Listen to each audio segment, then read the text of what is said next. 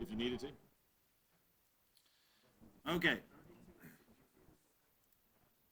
Um, all right. So this, what is another way of writing 27 to the 1/3? Yes, it's the same thing as that. Same thing as the cube root of 27. This is what you call exponential form. This is radical form. You'll have questions on this work where I'll ask you to go back and forth. And it is 3, of course, right, guys? Y'all knew 3. This one over here, Matthew, what do we do to those properties? He's our power property guy. Oh, by the way, who was this? This was, thank you, Benjamin. Benjamin knew that you could change it. Matthew tells us to multiply these. So yes, you can build upon a block of knowledge. 5 times 5 times 1/5 is 1. 1. That's the inverse property. Yeah, you can say, hey, Mr. Bush, I learned that a long time ago. I guess so. So we can just write that as 32, right? Okay. That is partially anything to the first power is itself, right? Thank you, Cheyenne. All right. This one right here, similar to that one. You could write it as the 5th root of -1. Does -1 have a 5th root? Say, sure it does. It's just -1. If it was an even root, it couldn't be negative. An odd root, you can't have -1 5 times. Okay, let's try.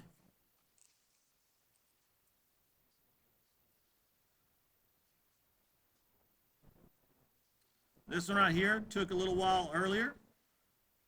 2y to the 1/2 times y. And I will say this right here isn't necessarily calculator work. It's just a matter of understanding when you're looking at the properties of what to do with exponents and bases. How would you simplify? This is an expression that can be simplified. So this morning we had lots of different guesses on what we could write this as. If you think of an option like, well, maybe write it this way. Tell me what you think you might write it as. 3y to 1/2. No, that's not quite right. A little off. Matthew, what do you think?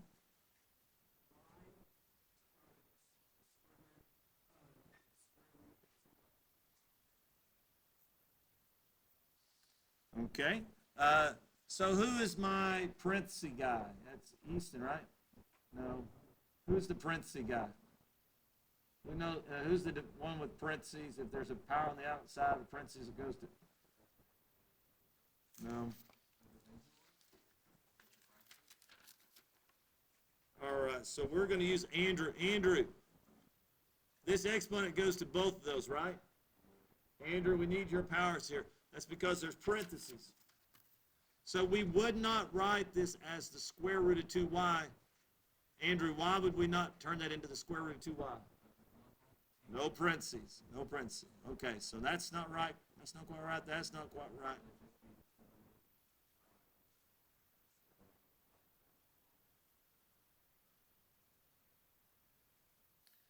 That is, this and this are the exact same thing. So yes, you could write it that way, but that didn't necessarily simplify it.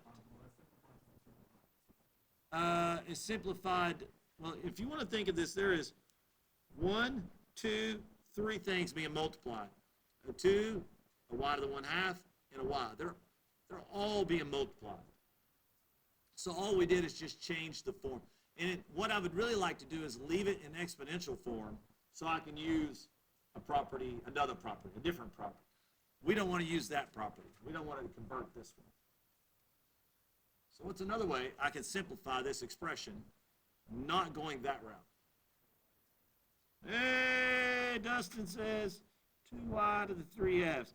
That is Zane's property, right? Zane, you tell us when we multiply a common base, what do we do with their exponents? Add the exponents. And that's all that is. That's all you can do there. So look closely. All we did was y, and a y to the 1/2 made a y to the 3/2, or y to the 1.5.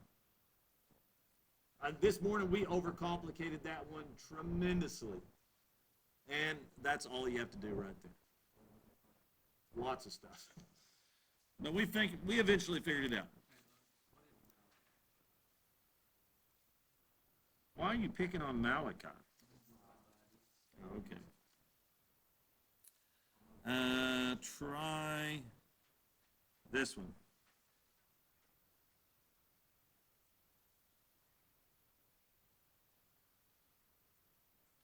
Naturally, you can plug that into your calculator. Try to answer it before you plug it in your calculator.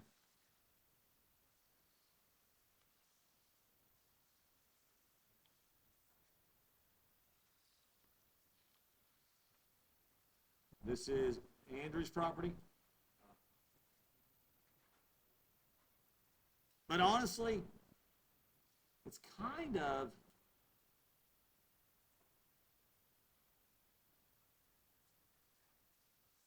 whose property is this first one up here? Who's this? Benjamin? Really, I think this is more Benjamin's property. It's kind of a mixture between the both of them.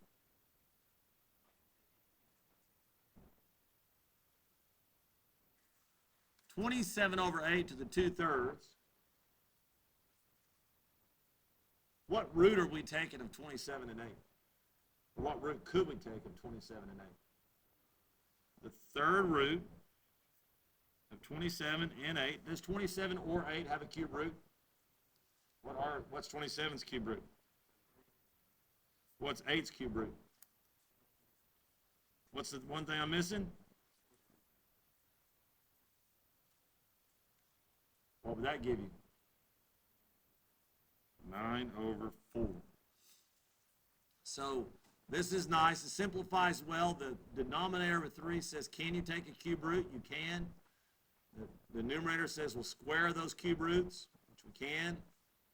And yes, you could plug that directly into your calculator, and it would give you 2.25, or maybe 9/4, depending on what form your calculator gave it to you.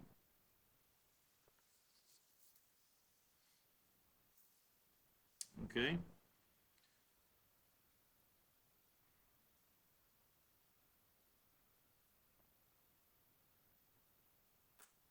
Now we're going to get someone else involved. That is 12y to the 1/3 over 4y to the 1/2. So you're new at this. You're trying to come up with the correct way of writing it. Who's my subtraction? All right, so we're going to have to use Dustin's ideas of what to do here. And we might have to use someone else's. We might have to use Easton. Aren't you my negative guy? I might have to use you a little bit.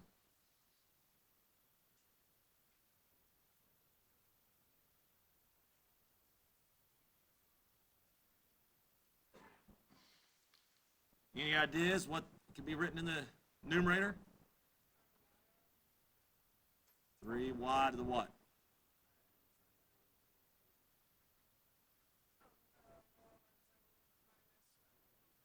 Which is what? Anybody know what 1/3 minus 1/2 is?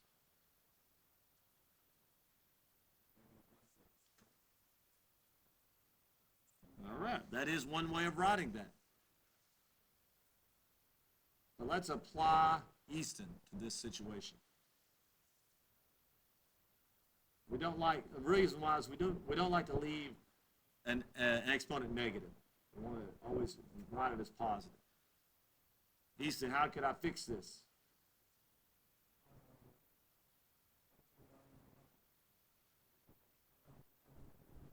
In the denominator? You're almost right.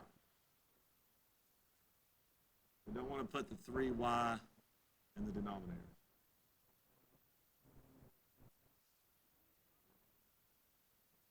With something. What's the 1/6 go to?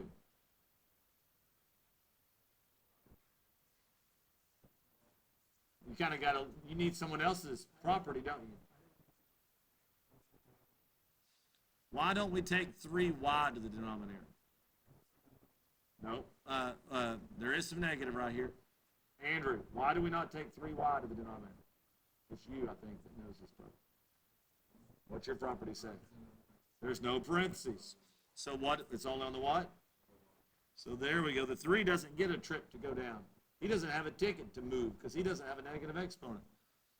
Only the y has that ability to move because y is the one with the negative exponent. So that would make it a positive 1/6. If you consider, where is there more y? Is there more y in the numerator or is there more y in the denominator? Denominator. So that's where the y should appear anyways. If you put it in the numerator, it would be a negative amount of an exponent. So we write it, we move it back down where it belongs, and that makes it a positive amount of an exponent. You got a third here, you got 1/2 here. If you want to look at that, a third is 2, 6. If we think of these in sixes, a third is 1/6, 2/6. That's what a third is, and a half is 3/6, right? If you look at it, your numerator has 2 6s in it, your denominator has 3 6s in it. You have 1/6 left in your denominator. Does that make sense? Okay, so that's how you would simplify it. 12 and 4 just make the 3, and we use a combination of y'all's properties to know what to do with that. Almost done.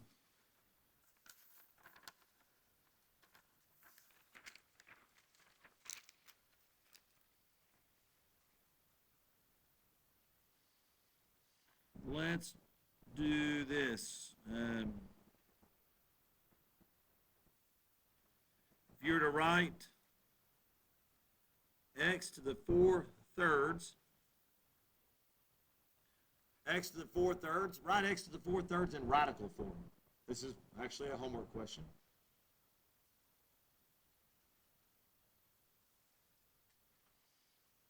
What would that be?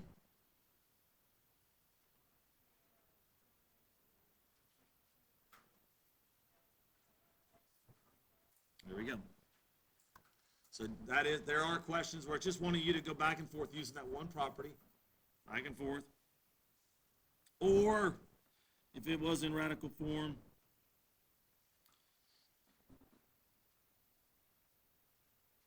fourth root of b to the third is b to the what? 3/4.